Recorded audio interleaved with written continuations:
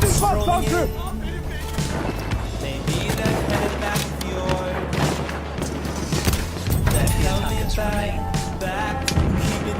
Bakın, bir gözcü!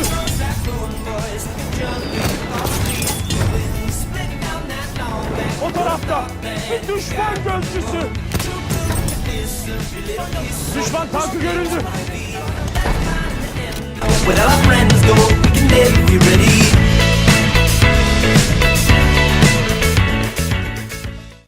I think that one of the hardest things to do as a YouTuber at any level of popularity is to be able to read your audience and decipher what they are really there for, you know, what they enjoy seeing. Because in my experience, your vocal supporters are going to be your diehard fans. And of course, I know I have a few of those, and I'm very, very appreciative of the support. But the reality is that they only make up a small portion of the entire subscriber base. And the other majority of the subscriber base doesn't give you as clear of a direction as your vocal subscribers.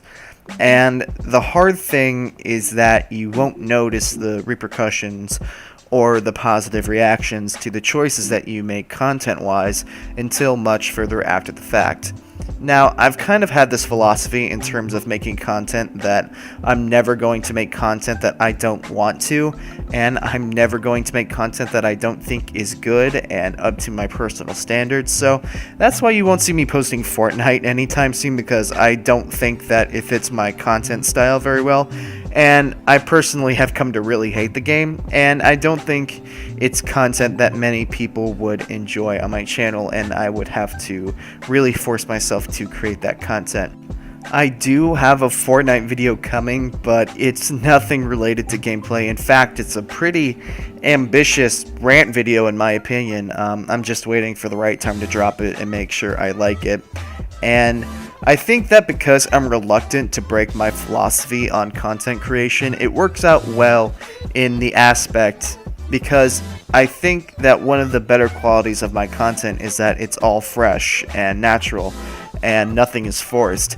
Even if I've been scraping the bottom of the Battlefield 1 barrel for a while now, but that's not necessarily my fault. I think people are ready to move on to Battlefield 5, and I can totally get behind that. I'm on the same train of thought as well. But that all being said, I want to talk a little bit about why I stopped sniping in my gameplays, because recently I got a couple of comments on my sniping tutorial videos, the most popular videos on my channel for the most part, and it kind of got me thinking about kind of the progression of my content and where I was to where I am now. And like at the beginning of the video, talked about how I maybe poorly misinterpreted my audience at a time where I was receiving my first gigantic push on YouTube. I can't tell you how many people, when I asked them what made them subscribe to me, you know, they would say something like, oh, that really good sniping tutorial video you made like 8 months ago. And that's not to say that my current content is bad. I think my content right now is better than it has ever been, and maybe that's part of the problem and I'm completely wrong. But I saw a trend that kind of bothered me, and I feel like it's something that I have to address, because perhaps I left a part of my audience behind. The audience that watched me because of sniping and my old group of friends that I played with. Of course, you know, those people haven't gone anywhere. They are still my good close friends, but I kind of moved on from things. And sometimes you move on from things that you thought you never would. And I guess I feel a certain amount of guilt for it on a few levels. I feel like I left some loyal subs behind, and I feel like I left some friends behind too. And that kind of changed when I rebranded from Legendary Inc. to Catalyst HD, and I think that time of change is kind of what put the nail in the coffin in terms of me not sniping anymore. And again, I want to address this because I think it all connects together in some way, big or small. A lot of the reason why I stopped sniping was because I simply didn't like it anymore. I based the majority of my Battlefield content on my channel around sniping for about a year, and as satisfying as sniping is in Battlefield 1, it can get old very quickly. And that kind of leads to my next point, which is I felt like it was getting boring to watch.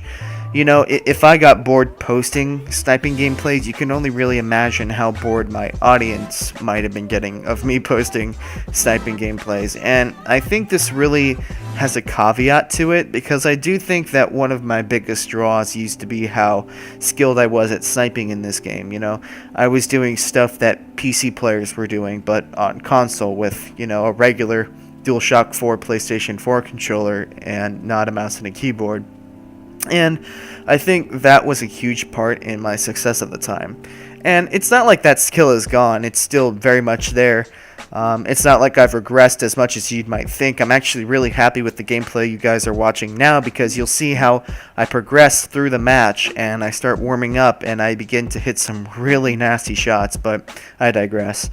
At the end of the day, there are only so many times you can see a couple kills in quick succession. You know, I felt like I was playing the same maps over and over again, and I felt like there was a lot more content that I wasn't exploring that would be cool to see, and there is still stuff in this game that I haven't explored for a few reasons. One of them being that I played ops so much, operations, because I was chasing a personal stat, and because of that I'm just now getting to play other modes and maps, and it's really refreshing, and it makes me a little irritated with myself that I wasn't presenting that content earlier, if that makes sense.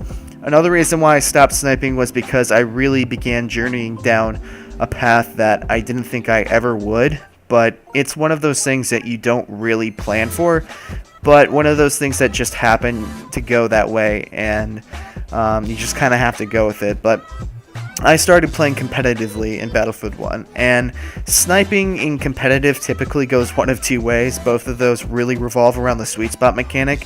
Most players either use the Martini Henry or the SMLE carbine, because the sweet spots on the two weapons are the best in the game for competitive. And for those who know me or have been subscribed for a long time, I almost always used a scoped rifle. Medium to long range was kind of my niche and my speciality, even though I could really do well at all ranges with a rifle, but that's besides the point.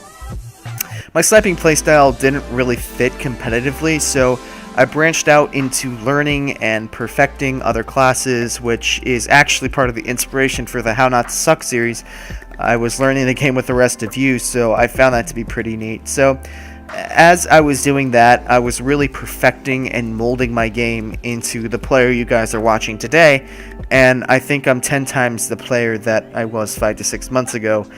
And I think I'm a lot smarter and a lot more consistent than I was just sniping, because sniping was frankly very easy for me, and of course I wanted to share that with everybody and help everybody get to that level that I was too, but I felt like I wasn't achieving anything at a certain level, and I think once I started challenging myself, I tapped into a new potential that I never knew I had, and sniping, I think, has taken on a new role for me. Now, I think I like it better in that aspect, because now sniping is something that I do for fun every now and again, but it isn't something that I feel pressured to do or restricted into playing, because that's what my quote-unquote calling card was for those who were watching me at the time. So that pretty much ends the video. This has been something that's been on my mind lately, and I really wanted to sit down and talk about it, and I hope that answers some questions that some of you may or may not have. Thank you all so much for watching. If you liked the video, make sure you upvote it and turn on post notifications if you haven't already. Subscribe if you're new, and I will see you all another time.